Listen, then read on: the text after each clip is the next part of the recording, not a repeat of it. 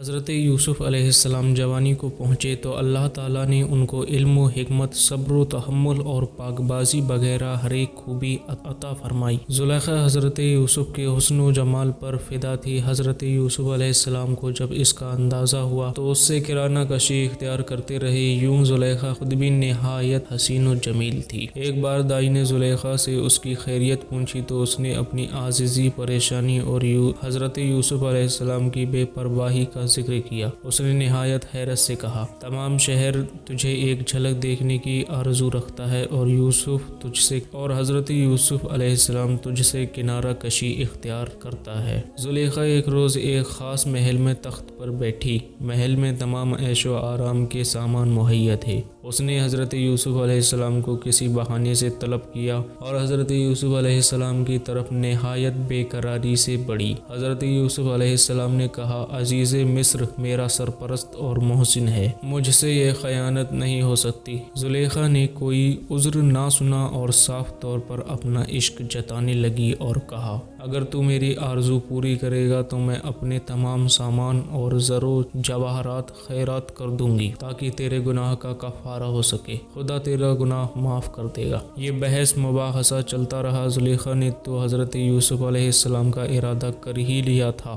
حضرت یوسف علیہ السلام کے دل میں بھی زلیخا کے لیے کچھ خیال پیدا ہوا، لیکن جس کی حفاظت خدا کرے اس پر نفس اور شیطان کا غلبہ نہیں ہو سکتا۔ حضرت یوسف علیہ السلام خدائی برہان اور دلیل کی وجہ سے برائی سے بچے رہے اور زلیخا سے ہاتھ چھڑا کر کمرے سے بھاگ لیے۔ زلیخا بے تابانہ پیچھے دوڑی اور حضرت یوسف علیہ السلام کی قمیص پیچھے سے پکڑ کر کھینچی۔ قمیص پیچھے سے پھٹ گئی اور حضرت یوسف علیہ السلام دروازے سے باہر نکل گئے۔ پیچھے پیچھے زلیخا بھی باہر آئی۔ باہر نکلتے ہی دیکھا کہ عزیز مصر سامنے کھڑا ہے۔ حضرت یوسف علیہ السلام تو خاموش رہے، لیکن زلیخا نے اپنی خفت مٹانے کے لیے کہا، اس شخص کی کیا سزا ہے جو تیرے گھر سے برائی کا ارادہ کرے؟ ایسے شخص کو کیا سزا ملنی چاہیے؟ حضرت یوسف علیہ السلام نے کہا، میں بے گناہ ہوں، اسی نے مجھ پر ڈورے ڈالنے چاہے۔ اس موقع پر خدا کا خاص کرم ہوا۔ ایک بچے نے حضرت یوسف علیہ السلام کی سچائی اور پاک بازی کی گواہی دی۔ اس بچے نے کہا، اگر قمیص پیچھے سے پھٹی ہے تو زلیخا جھوٹی اور یوسف سچے ہیں، اور اگر قمیص سامنے سے پھٹی ہے تو زلیخا سچی اور یوسف جھوٹے ہیں۔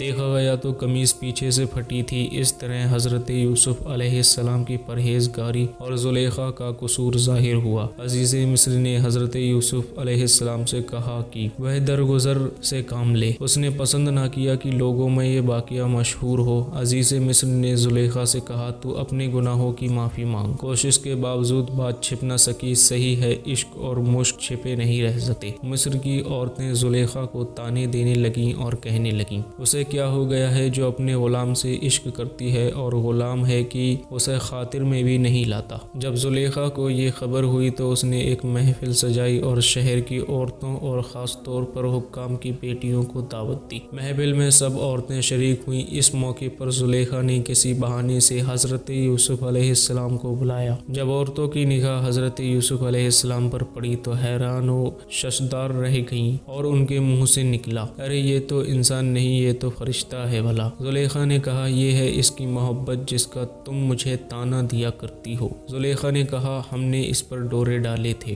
یہ اگر میری بات نہ مانے گا تو لازماً قید میں پڑے گا۔ ساری عورتیں اپنے گھروں کو واپس ہو گئیں، مگر دو عورتیں جو بڑی چرب زبان تھیں رکی رہیں۔ ان کا ارادہ تھا کہ حضرت یوسف علیہ السلام کو راہ پر لا کر رہیں گی۔ انہیں زبانی اور میٹھی باتوں پر بڑا بھروسہ تھا۔ وہ اس بات کو نہیں جانتی تھیں کہ حضرت یوسف علیہ السلام بے پاک باز شہباز ہیں جو ہوا اور ہوس کے جال میں نہیں پھنس سکتا۔ ایک نے جا کر حضرت یوسف علیہ السلام سے کہا، تو زلیخا کی بات کیوں نہیں مانتا؟ تو اگر آفتاب ہے تو وہ کسی چاند سے کم نہیں۔ تیری بھلائی اسی میں ہے کہ زلیخا کو نا امید نہ کر۔ حضرت یوسف علیہ السلام نے کچھ ایسی نصیحت فرمائی کہ وہ عورت حیران اور خاموش ہو کر واپس آ گئی۔ اس کے بعد دوسری عورت نے جا کر حضرت یوسف علیہ السلام سے کہا، اگر تو نے زلیخا کی آرزو پوری نہ کی اور اپنی ہٹ پر قائم رہا تو جلد ہی قید خانے میں ڈال دیا جائے گا۔ حضرت یوسف علیہ السلام پر اس ڈرانے دھمکانے کا کچھ بھی اثر نہ ہوا۔ یہ عورتیں بھی ناکام واپس ہو گئیں۔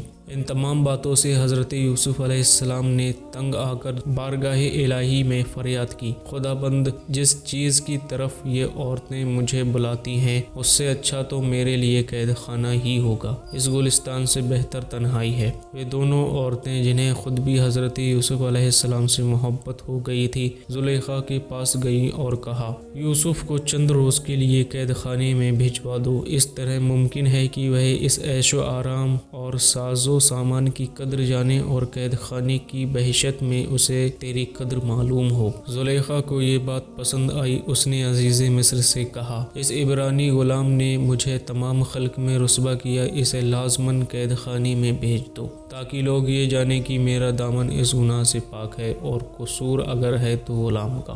عزیز نے اپنے تمام لوگوں سے مشورہ کیا، سب نے زلیخا کی رائے سے اتفاق کیا۔ اس طرح حضرت یوسف علیہ السلام محل سے قید خانے پہنچے۔ حضرت یوسف علیہ السلام کو بڑی خوشی ہوئی، اس لیے کہ اب وہ فریب اور فتنے سے بالکل محفوظ تھے۔